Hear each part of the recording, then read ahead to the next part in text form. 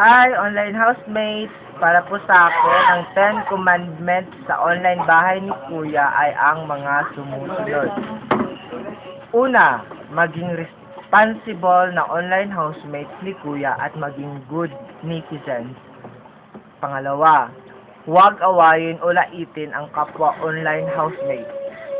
Pangatlo, irespeto ang mga opinyon ng ibang online housemates in terms sa task ni Kuya. Pang-apat, maging palakaibigan sa ibang online housemates. Panglima, huwag sirain ang ibang online housemates. Pang-anim, gawin ang tungkulin bilang isang online housemate ni Kuya. Pang-pito, dapat gawin ang task sa takdang oras at para maiwasan ang maging huli.